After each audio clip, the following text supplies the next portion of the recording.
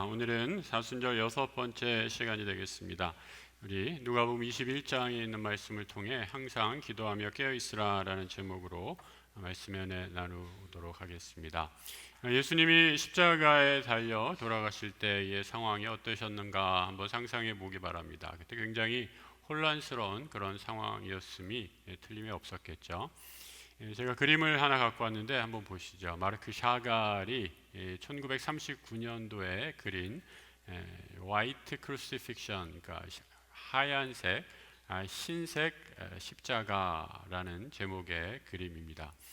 이 벨라루스의 동유럽 아주 가난한 유대인의 집안에서 태어난 샤갈은 어디에도 환영받지 못하는 그런 존재였습니다. 그리고 2차 대전의 와중에 본격적으로 우리 유대인 박해가 시작이 되면서 소련에도 거하지 못하고 또 프랑스에서도 거하지 못하고 미국으로 망명을 하면서 이리저리 떠도는 그런 삶을 살게 됩니다.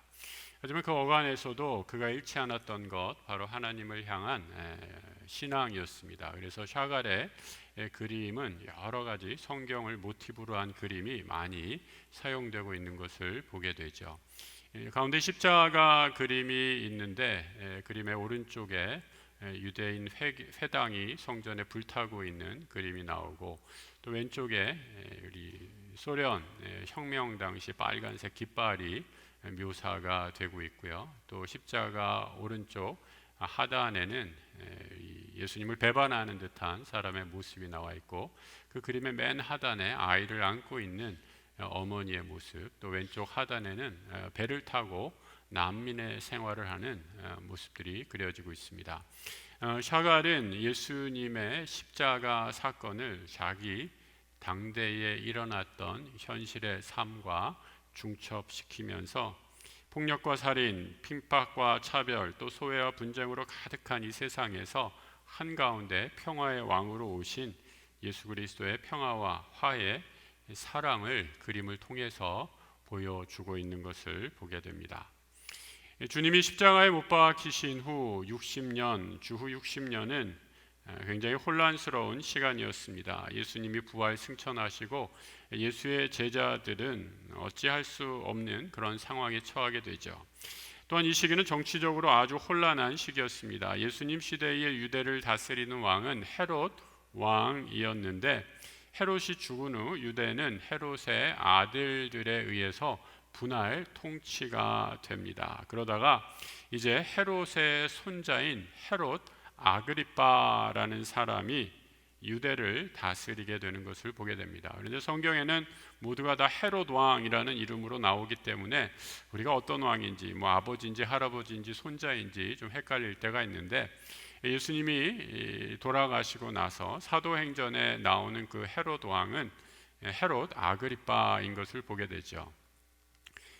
유대인들은 헤롯 아그리빠, 다시 말해 예수님 시대 헤롯 왕의 손자가 유대를 다스린다라는 소식을 듣고 아주 기뻐했습니다. 그 이유 가운데 하나는 유대 지역의 문화를 잘 알고 있고 비교적 관용적인 태도를 취했기 때문에 헤롯 아그리빠가 유대를 다스리는 왕이 되면 자신들의 종교 문화에 대해서 우호적일 것이다 라고 이렇게 여겼기 때문이죠. 하지만 안타깝게도 유대인들의 바람과는 달리 헤롯 아그리빠도 오래지 않아서 갑자기 급사를 하게 됩니다. 사도행전 12장에서 이렇게 말씀해 주고 있죠.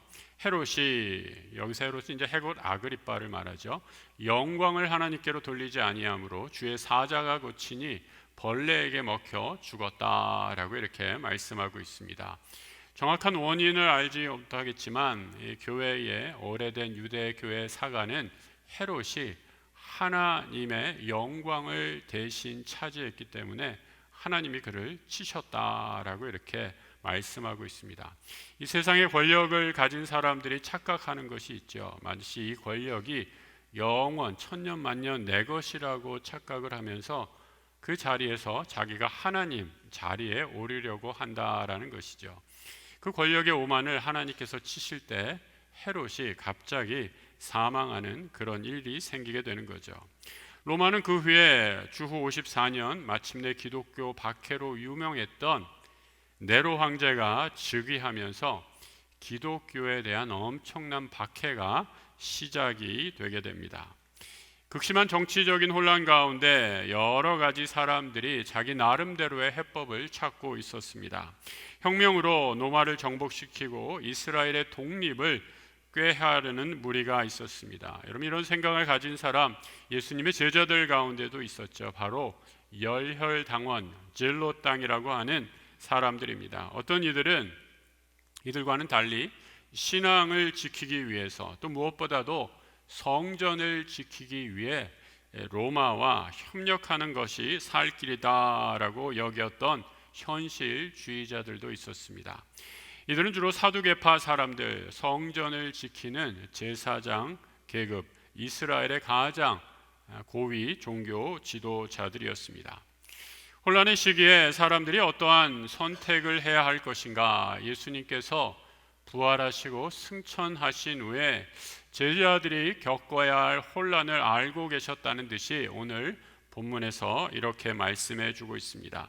우리 21장 34절을 같이 한번 읽어보시죠. 너희는 스스로 조심하라. 그렇지 않으면 방탕함과 술취함과 생활의 염려로 마음이 둔하여지고 뜻밖의 그날이 덫과 같이 너희에게 임하리라. 이 누가복음 21장은 누가복음 전체에 있어서 아주 중요한 예수님의 마지막 말씀을 제자들에게 당부하는 내용 가운데 하나입니다. 그리고 누가복음 22장부터 유다의 배반으로 본격적인 예수님을 향한 박해가 시작되는 내용으로 이어져 있기 때문이죠. 예수님은 이 제자들에게 마지막으로 당부하시는 말씀 가운데 조심하라, 깨어 있으라 라고 말씀하고 있습니다. 2024년 오늘을 살고 있는 우리 대한민국, 우리 성도들에게 여러분은 이 시대 우리의 문제가, 가장 큰 문제가 무엇이다 라고 물으신다면 뭐라고 대답하시겠습니까? 어떤 분들은 정치의 문제다, 어떤 분들은 교육의 문제다, 또 어떤 분들은 출산의 문제다, 또 요즘 한참 논란이 가중되고 있는 의료의 문제다, 여러 가지 이야기를 하시리라 생각합니다. 그런데 성경은 이 시대의 가장 큰 위기, 방탕함과 술취함, 그리고 세상에 집착하는 우리의 염려, 이런 태도가 이 시대의 가장 큰 문제임을 말씀해 주고 있습니다. 다른 말로 좀 더 표현한다면 우리 삶의 가장 기초적인 가치, 근본을 이루는 윤리의 문제임을 말씀해 주고 있습니다. 세상의 많은 사람들이 세상에 보이는 것, 이 세상의 쾌락만을 추구하며 하나님 나라의 가치를 상실했기 때문이다 라고 가르쳐 주고 있는 것이죠. 방탕과 술취함, 세상의 염려는 절제하지 못하고 경건을 상실할 때 드러나는 삶의 패턴입니다. 기독교 역사에서 깊은 방탕 가운데 빠졌다가 예수님을 영접하고 회개했던, 거듭났던 사람들이 많이 있습니다. 그 중에 가장 대표적인 사람을 하나 뽑으라라고 한다면 저는 3세기의 위대한 교부였던 성 어거스틴을 뽑겠습니다. 어거스틴은 젊어서 출세하겠다라고 하면서 집을 나서게 되죠. 그리고 그 당시 가장 문화와 교육이 융성했던 북아프리카의 카르타고라는 곳으로 공부하러 떠납니다. 그런데 그곳에서 출세를 위해 떠났는데 공부하기는커녕 젊은 여성을 만나 그 여인과 사랑에 빠지고 동거를 하게 됩니다. 그리고 아이까지 낳았는데 그때 나이가 16살이었습니다. 여러분 한번 상상해 보세요. 이 시간에 우리 어머니들 계신데 집 나간 아들이 집을 나가서 그것도 모자라 거기서 만난 여성과 살림을 차렸다, 결혼도 안 하고 살림을 차렸다라고 한다면 우리 어머니들 어떻게 반응하실 것 같으세요? 이 어머니 모니카도 대단한 보통 어머니는 아니었습니다. 이 어거스틴을 쫓아가서 말리죠. 이 보통 말린 것이 아니라 쫓아가서 그야말로 뜯어 말렸습니다. 신분이 다르다라는 이유로 결혼을 못하게 하고 여인을 아들에게서 떼어 놓습니다. 무려 14년 동안 동거한 이 여인과 헤어지게 되죠. 요즘으로 얘기하면 사실혼 관계에 있는 부부인데 떼어 놓는 것입니다. 그리고 아들을 밀라노로 다시 보내게 됩니다.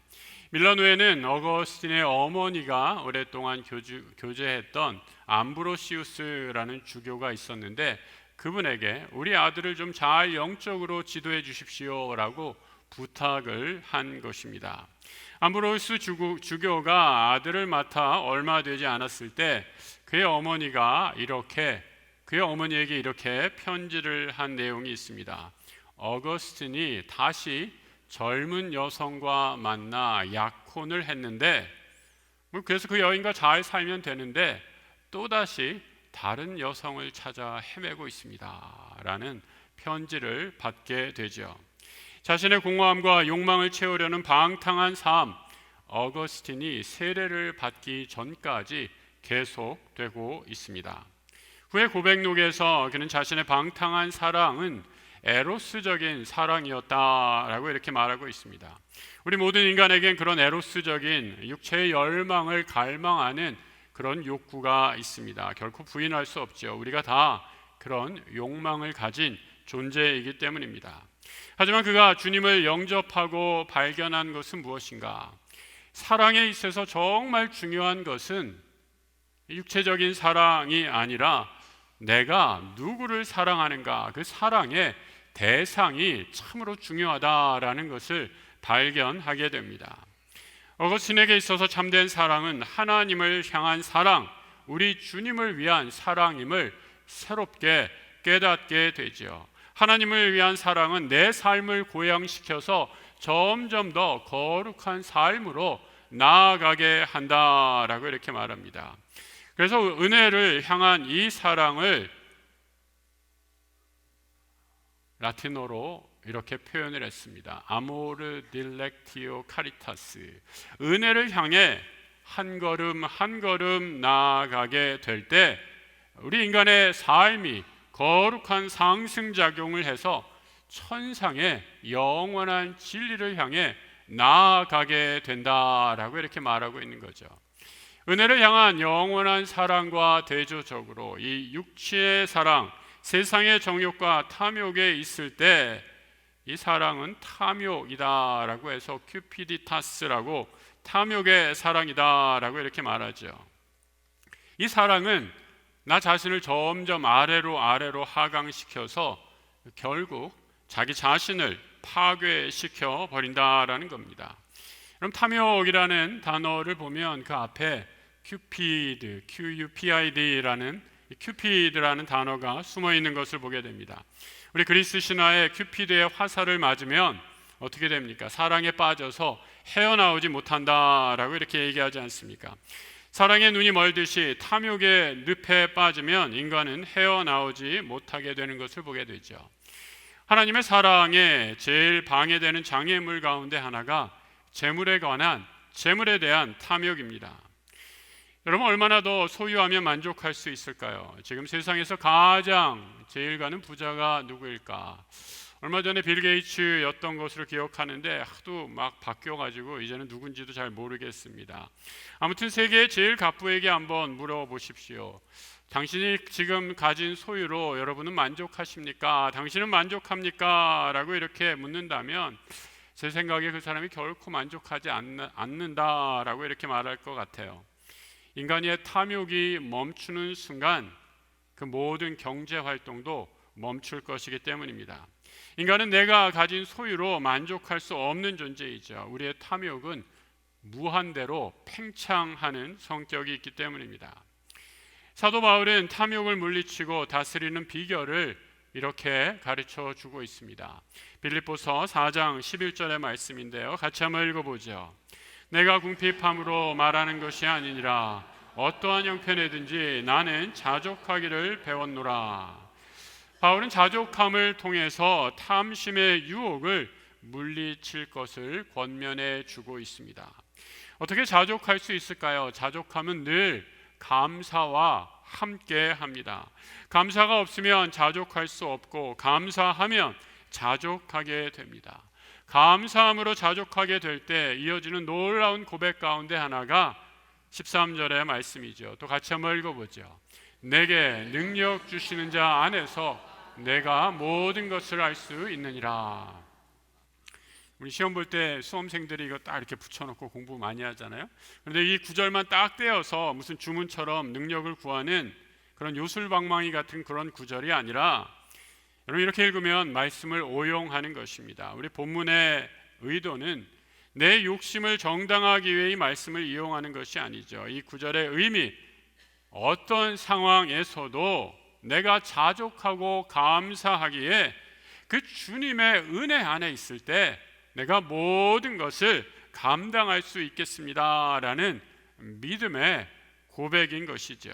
감사하고 자족한다면 내 삶의 형편이 어떤 곳에 있든지 상관없이 그 은혜로 모든 것을 감당할 수 있습니다라는 믿음의 선언이 내게 능력 주시는 자 안에서 내가 모든 것을 할 수 있습니다라는 믿음의 고백입니다. 우리 내일부터 고난주간이 시작됩니다. 고난주간은 우리의 육신을 괴롭혀서 힘들게 해서 고행을 행하는 그런 주간이 결코 아닙니다. 세상을 향한 우리의 욕심을, 그 탐욕의 방향을 세상을 향한 욕심에서 돌려 하나님을, 우리 주님을 더 사랑하겠습니다라는 방향 전환을 이루는 시기가 바로 고난주간입니다. 주님만이 내 사랑의 온전한 대상입니다. 이 귀한 믿음의 고백으로 다가오는 고난주일, 주와 함께 동행하는 우리 모든 성도들 되시길 우리 주님의 이름으로 축복합니다. 혼란의 시대를 이어가는 주님의 말씀, 우리 36절로 이어지고 있죠. 같이 한번 읽어보겠습니다. 이러므로 너희는 장차 올 이 모든 인자 앞에 서도록 항상 기도하며 깨어있으라 하시니라. 늘 깨어있으라 라고 말씀하고 있습니다. 여러분 지금 혹시 졸린 분들 계십니까? 깨어있으시길 바랍니다. 예전에 학교 다닐 때 이 공부하다가 시험 때문에 되면 왜 이렇게 졸린지 모르겠어요. 그러면 이제 막 그 친구들이 야 이거 이 약 한번 먹어봐 라고 하면서 그 타이밍이라는 약을 주더라고요. 요즘에도 그런 약 있는지 모르겠어요. 이게 아마 각성제 같은 그런 약인데 이거 먹고 나면 그냥 잠이 싹 달아나서, 근데 하루는 좋은데 계속 하려면 그 다음날 시험을 망쳐요. 그래서 공부 잘하는 친구들은 그런 거 잘 안 먹고 평소에 열심히 깨어서 공부하는 것을 보게 됩니다. 이 벼락치기로 공부하는 친구들이 그런 거 먹다가 시험을 낭패하는 것을 종종 보게 됩니다.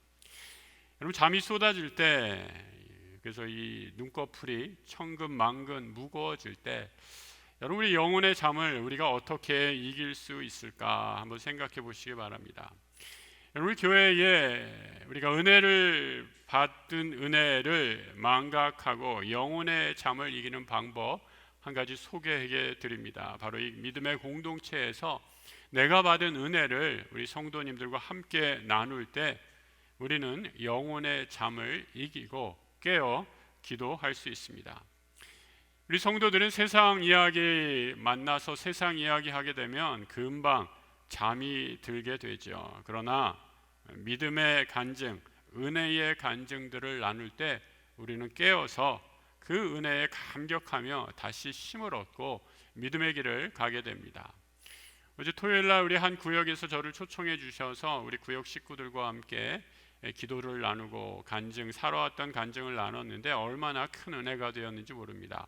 다 비슷한 또래 연배 분들이 모이셔서 하나님이 그동안 우리 삶 가운데, 내 삶 가운데 이렇게 역사하셨습니다. 우리 자녀들을 키우면서 이런저런 가정에 크고 작은 어려움들이 있었지만 하나님의 은혜로 지금 여기에 이렇게 있습니다 라고 간증하는 얘기들을 나눌 때 얼마나 큰 은혜가 되었는지 모릅니다. 존 버년의 철로 역정에 보면 이 주인공 크리스찬이 마법의 땅에 이르게 됩니다. 여러 가지 말씀과 기도로 무장을 하고 나아갔지만 이 마법의 땅에 이르게 되니 그야말로 마법에 걸려서 눈이 스르르 저절로 감기게 되는 것이지요. 그때 크리스찬에게 찾아온 한 사람이 있습니다. 바로 소망씨였죠. 소망이 믿음의 길을 가다가 졸고 있는 크리스찬을 깨우며 서로가 여기까지 이 믿음의 길을 걸어온 간증을 나누게 되는 것을 보게 됩니다.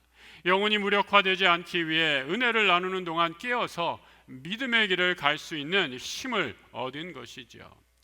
그래서 여러분, 성도는 늘 깨어서 은혜의 말씀을 듣고 나눌 때에 새로운 힘을 얻고 그 길을 갈 줄로 믿습니다. 내 옆에 내 영혼이 잠들려고 할 때 여러분, 나를 깨워주는 분이 계십니까? 내가 힘들어 낙심하고 무너지려 할 때 나를 격려해 주시는 믿음의 친구, 동반자가 계시는 분들은 참으로 복받은 분들입니다. 우리 믿음의 공동체에서 서로가 내 영혼이 잠들려 할 때 깨워주고 격려해주고 사랑으로 보듬어주는 그런 귀한 믿음의 동역자들 되시길 우리 주님의 이름으로 축복합니다. 우리 아멘 하신 분들은 우리 주일 예배만 드리지 마시고 꼭 구역 활동도 같이 하시기 바랍니다. 여러분, 구역 활동이 그래서 참 중요해요. 우리가 예배만 드리고 가다 보면 사실 설교의 포맷이라는 것은 저 혼자 지금 얘기하고 있잖아요. 이 성도님들이 말씀을 나누고 또 자신의 삶을 간증할 기회가 없으신데, 여러분이 작은 그룹 또 구역 모임을 통해서 서로의 삶을 나누고 은혜를 나눌 때 얼마나 그 은혜가 풍성해지는지 모릅니다. 늘 함께 서로 기도하면서 격려하면서 깨어 기도하는 우리 성도들 되시기를 부탁합니다. 포항에 있는 기독교 대학 가운데 하나인 한동대학교가 있습니다. 이 한동대가 처음 세워질 때 김영길 총장님의 이야기입니다. 카이스트에서 금속공학과 교수로 오래 하시다가 한동대 총장으로 부름을 받고 여기에 순종하게 됩니다. 이분이 신앙이 얼마나 뜨거웠던지 카이스트 교수를 버리고 대학 총장, 새로 세워지는 사립대학의 총장으로 순종하시게 되죠. 여러분, 말이 대학 총장이었지 학교 재정도 어렵고 아무것도 아직 준비가 되지 않은 그런 학교에서 하나님의 부름에 순종합니다. 개교를 얼마 앞두고 나서 여러 가지 난관을 극복하고 거기까지 왔는데, 학교 개교를 얼마 앞두고 학교에 거액을 기부한 한 우리 설립자의 사업이 어려워지게 되죠. 사업이 망해 버린 것입니다. 동반해서 학교 재정도 같이 악화되게 됩니다. 당시 한동대는 기독교 사학을 새롭게 세우고자 아주 신앙심이 뜨거운 교수님들이 아주 많이 지원해서 학교를 시작하고 계셨습니다. 학교의 사정이 어려워지자 그 교수님들이 우리가 월급을 받지 않겠습니다 라고 해서 무려 3개월 동안 월급을 받지 않고 학교가 시작된 후 섬기게 되죠. 그럼 3달 페이 없이 급여를 받지 않고 학교에서 일한다, 이게 정말 믿음이 없이는 불가능한 그런 일 아닙니까? 그런데 이런 고생에 하나님께서 응답해 주셨는지 감사하게 특성화 사업에 선정이 되어서 국고에서 13억 원을 지원을 받게 됩니다. 할렐루야죠. 얼마나 감사한 일입니까? 하나님께서 채워주셨습니다. 이런 기적이 일어났습니다 라고 하면서 우리 김영길 총장님, 그동안 고생했던 교수들 너무 고맙고 감사해서 이 돈으로 교수님들에게 밀린 월급을 지급했습니다. 그런데 이것이 문제가 되어서 국고 전용으로 고발당합니다. 횡령죄가 되어서 2001년 5월 11일 법정 구속되어서 징역 2년을 선고받죠. 신설대학의 총장이 갑자기 죄수의 신분으로 전락한 것입니다. 어렸을 때부터 이 어머니의 기도로 자라났던 이 총장님, 감옥에서 기도하시다가 하나님이 주신 음성, 말씀을 듣게 되죠. 바로 빌립보서 2장 5절의 말씀이었습니다. 너희 안에 이 마음을 품으라, 곧 그리스도 예수의 마음이니 라는 그 성경 말씀이 가슴에 깊이 닿게 됩니다. 그래, 내가 어디에 있든지 예수의 마음으로 살아가면 그만이지 라고 깨닫게 되며, 학교에서 총장으로 섬길 땐 예수의 마음으로, 마찬가지로 감옥에서 지금 죄수의 신분이 되어서도 예수의 마음을 드러내야겠다라고 하면서 더욱 간절히 기도하며 감사하게 될 때 신기한 일이 생기죠. 이 감옥으로 학교와 학생과 교수들이 매주 면회를 오는 겁니다. 그리고 5월 우리 스승의 날이 되어서는 학생들이 단체로 찾아와 이 감옥 앞에서 스승의 은혜는 하면서 스승의 날 노래를 부르는 감동적인 장면이 연출이 되죠. 한 간수가 그 모습을 보고 내가 20년 동안 간수 생활을 하면서 이렇게 감동적인 장면은 처음 보겠다라고 하면서 오히려 더 크게 감동했습니다. 수감되어 있는 동안에 기독교 정신으로 만들어진 대학이 총장의 행정 미숙으로 구속되었다라는 것이 알려지자 그야말로 세계에서 기부금이 쇄도하게 되고 총장님 53일 만에 보석으로 풀려나게 됩니다. 수감되어 있는 동안에 학교에 기부된 금액 여러분 얼마였는지 아십니까?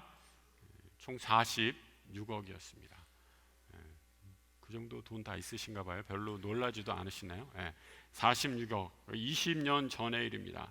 같은 학교 교수가 이 총장님이 석방이 되자 이렇게 얘기하시는 거예요.